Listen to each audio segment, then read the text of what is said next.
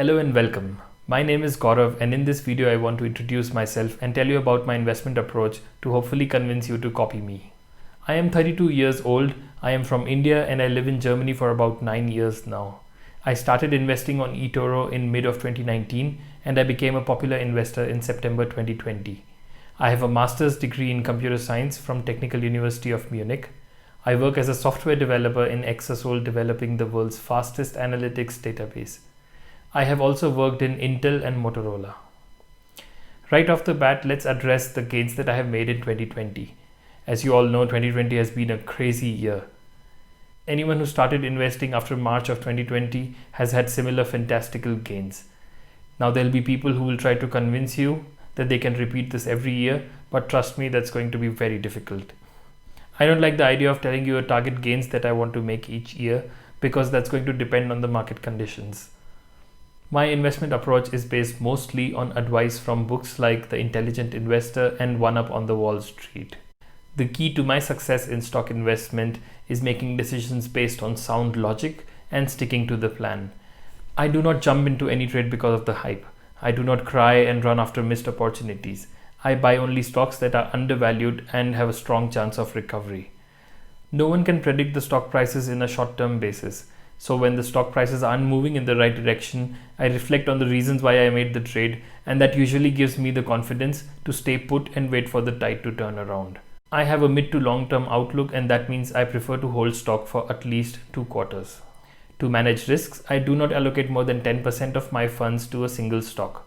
When adding a new stock to my portfolio, I buy in small increments worth about 1% of my portfolio and never more than 2%. If the price drops, I continue buying more stocks. In this buying phase, I rarely extend the allocation to a stock to maximum 15%.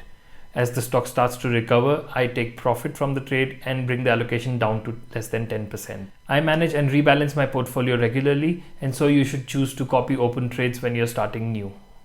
I am a rational optimist and I am always prepared for a downturn. For this reason, I hold around 10% cash in my account and add another 10% funds to my account every month. This means to get the best gains, my copiers must also add funds with me. I know this is a hassle, but trust me, there is a lot of advantages.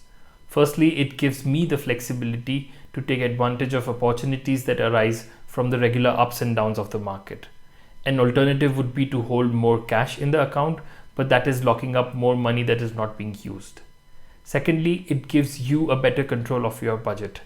You should never put your lunch money in the stocks. Some trades may take a while to bear fruit. If you've put your last penny in the trade, you might be forced to close in a loss. Occasionally, when I'm holding more than 10% funds in my account, I will skip adding funds for the month.